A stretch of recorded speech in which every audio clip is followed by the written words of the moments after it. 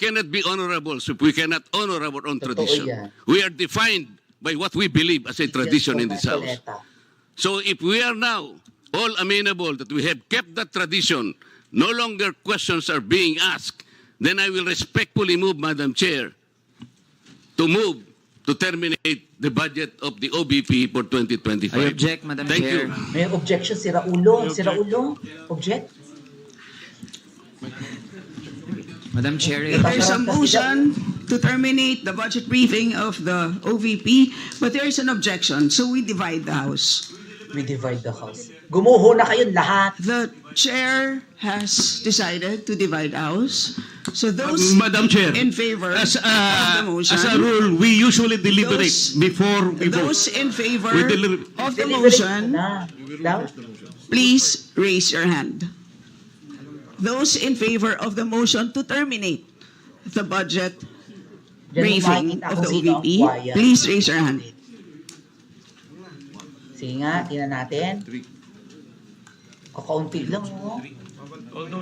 Those Tapusin na. who are not in favor of terminating, raise your hand. Adi, magpuyat kayo, wala naman kayong kaharap.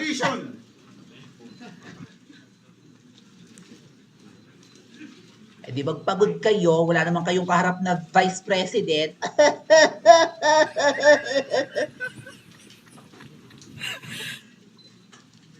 Hindi ite-terminate, pag-usapan natin. Ngal-ngal sila ng ngal-ngal. Ngayon kayo man na rider, total hindi nyo kaharap si Bibi Sara, tawagin yung Bratinela, spoil brat, murahin nyo. Nang makita ng taong bayan na kayo yung mga damo nyo talaga na mga buhay. 3 in favor, 45 against. Ha? 45? Motion Ang sabi is na, sabi ituloy daw. Tatlo lost. lang ang tatlo. Madam Chair, I thought we have kept the tradition. The tradition is no longer ask any question. That was the tradition. So why are you voting against the motion? the majority of the It- will it's- is it's- always respect. It's The will of the inconsistent majority with the is always tradition that respected. we have already agreed Never na to nangyari. observe. So we will Yes, Madam proceed Chair. to the next. You mentioned earlier that we will keep up the tradition. You said no. Earlier, For now orderly we voted proceedings, I against. remind the members to please wait to be recognized before speaking. Makikita natin ang mga buhaya. The chair now recognizes the Madam budget Chair. sponsor, the Honorable Zia Adyong, to give a recap of what transpired in the last hearing. Madam Chair, Thank you, Madam Chair. Madam Chair, before Madam Chair. we proceed with Vice Chair Adjong, can I Yes, explain my um, vote, Madam Chair? Paduano? Can I explain my vote? Why I voted against the motion of the Honorable Marcoleta? Ha? Just a short Bakit lang. kinontra You daw have niya? 1 minute. Thank you po. Madam Chair, tama po. During the previous hearing, wala pong nag-move to terminate the budget. That's number 1 po of the OBP. Number 2 po, Kulay pa ng buhok, the Nagpaitim pa ng the buhok. answers being given by the Vice President during the time. Personally, it does not satisfy this representation. Thirdly, Madam Chair, the courtesy being given to the office of the Vice President is afforded if she is present in the day's hearing. What? How can you give that courtesy? O, when ba't si Paki is Kuting? absent Wala in the naman day's kahapon. hearing? Madam Chair, Sa budget hearing ng Office of the I might President. change my vote. Wala naman for si that, Kuting but, dyan. Was the President of the Philippines Are you present? recognized? Please I am wait about to to be be recognized, Madam Chair. Good Please wait to be observation from recognized. Marcoleta. Please proceed, Kong Paduano. You You're have not yet 30 recognized, seconds. Marcoleta. Oo. Supalpal. Madam Supalpal. Chair, maybe I will change my vote if the Halata ang for bayan. the motion Marcoleta if the Vice President is present in today's hearing. But he's absent. How can I personally vote for that because he's not present in today's hearing, Madam Chair, and that Yes, courtesy supalpalin should be mo, given Marcoleta. to Supalpalin. those head of office that should be present during the budget deliberation, Madam Chairman. Thank you. Oh, mapapahiya. Kong Marcoleta. Zia, you're now recognized. The floor is yours. Thank you, Madam Chair. Majority Leader, Representative Manix Dalipe, Committee Chair Hindi nagsalita si ano, Kong members, Marcoleta. honorable members of this Nang masupalpal committee, yung isang Bismillahirrahmanirrahim. Assalamualaikum warahmatullahi ta'ala wa barakatuh. Good morning po sa ating lahat and welcome to the continuation of What? the budget briefing of the proposed 2025 budget for the office Kung of the Marcoleta. Vice President. Madam Chair, in the previous hearing for fiscal year 2025, the Office of the Vice President proposed a budget of 2,037,305. As of the most recent report, the OVP has an obligation rate of 39.9% for 2024. Nag-walk out si Manong. During the last budget briefing, several topics were propounded that the committee sought to be clarified upon. First, members of the committee asked the Office of the Vice President regarding the notice of disallowance issued by COA for the confidential funds released in 2022 indicated that 73 million pesos or 58.6% of total was not utilized in compliance with Joint Memorandum Circular 2015-01 of COA, DBM, DILG, GCG, and DND. The Commission Let me mute him na lang, mga ate at kuya. Kung todo himay sila ng budget ng OVP, sila namang mga kongresista at lahat naman halos ng politiko, hindi naman pinapakita, hindi naman nagpapa-audit ng kanilang expenditures. Ayaw nilang i-open ang book of accounting nila. Yung kung paano nila ginagastos ang maintenance and other operating expenses or budget ng opisina, yung MOOE. Kaya nga may hashtag na hindi mo pera yan or hindi MOOE pera yan.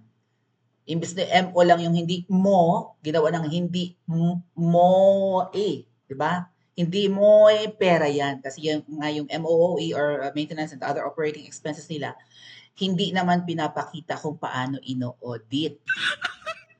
Pagkatapos ng fiscal year, gagawa lang sila ng certification na ubos na nila yung budget. Wala silang mga resibo saan napunta. Tapos ngayon, grabe nila himayin ang budget ng OVP. Hindi naman nila hinihimay ang budget ng OP.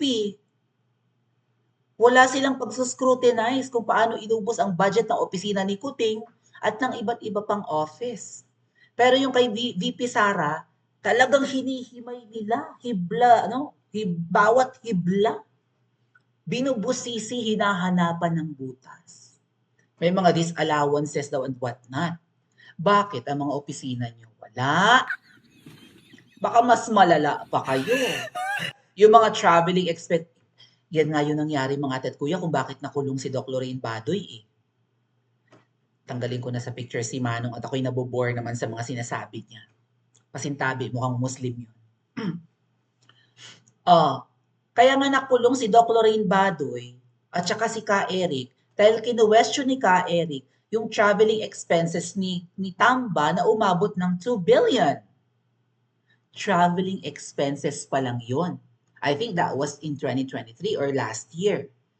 Yung 2 billion na traveling expenses, di umano na naubos na ni Tamba, yan pa lang ang hinihinging budget ni VP Sara para next year.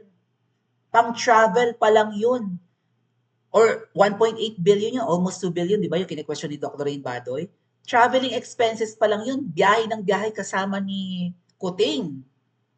Iba pa yung mga budgets niya for his office. Pasweldo sa tauhan, sa mga utilities, sa mga office supplies, papers, pen, di ba? Markers, ganan. Bayad nga sa utilities, kuryente, renta sa opisina kung kailangan magrenta. Yun yung MOOE. Kasama doon yung traveling expenses. Meron pa silang tinatawag na extraordinary expenses. Ano yung mga extraordinary people sila? What? Big extraordinary gentlemen? Ano ibig sabihin ng extraordinary expenses? Nandun nga nakapaloob yung traveling expenses. Kung hindi ako nagkakamali. Or yung kanilang confidential expenses or confidential funds. Iniba lang yung tawag. Biro mo traveling expenses ni Tamba, di umano umabot ng 2 billion. Yan lang nga ang hinihingi budget ni VP Sara para sa next year's budget ng opisina niya. Ang lalaki ng budget ng bawat kongresista. Ilan ang kongresista ngayon sa 19th Congress? Sila. Ito pinamumunuan ni Tamba. 19 yata yan eh. Wala pa namang 20th Congress. 313 congressmen, mga tatkuya. Plus may senador pang 24. Isipin nyo kung gaano kalaki ang budget ng mga buwaya pag pinagsama-sama. Pero kinakalkal ba yan, hinihimay? Walang naghihimay. Unless kalaban ka. Katulad din akong Teves na yan siguro, no? Hahanapan ka ng butas. Pero kanya-kanya silang takip. Mabuti na lang may isang Kong Marcoleta ay nagsasalita na naman. Pakinggan natin. Oh, may sinasabi yata. And so, if questions will still be asked, then the tradition that we have kept so well, that you have said that we're not about to discard right now, will be disrespected again. I thought we understood each other. Kung Marcoleta, we had already voted earlier on that issue, That's on another tradition. matter, So Madam Chair. your point is not well taken. Please proceed, Kong Rog. Maldita, no? Thank Ikaw, you, Madam Chair. So, Bratinela. Madam Chair, I'd like to direct my question to the COA. Madam Ikaw Chair, ang I understand Bratinela. part of the budget of the OVP was Ito pa rin kontrabida rin yan. Na nagpakulong, yan ang matabang yan na nagpakulong kay Spokes Harry Roque. Estudyante ni Spokes Harry Roque yan. Okay? Yan yung nagpa-contempt. Hindi lang makondem si VP Sara, mukhang immune eh. Sino ngayon ang Bratinela? Di sige, alam niyo ang kahantungan nitong kanilang budget hearing, mga ate at kuya. Feeling ko, bibigyan nila ng lowest budget ever si VP Sara. So since wala naman tayo panonoorin sa kanila, manigas na lang sila doon. Yung gigil nila, kasi parang feeling ko kung umattend ngayon si VP Sara, mga ate at kuya, palalabasin nila na kaya nila binigyan halimbawa ng 1,000 pesos budget, baka nga 1 million kung mahihiya ang mga yun. 1 million, at least 1 million pa rin. Diba? Pero kung walang hiya, mga walang hiya, baka 1,000 lang ang ending nito. Pipilayan nila si VP Sara. Well, sige lang, pag nag-resign bigla si VP Sara as VP, edi kawawa yung mag-resign si VP Sara sa next year, o kawawa yung Vice President next year. Kung si Tamba man yan. What if si VP Sara ang maging presidente bago matapos ang taong ito? Hindi rin nila mapipilayan si VP Sara. Agree ba kayo? Pa-comment po sa comment section at mag-like at subscribe din po kayo.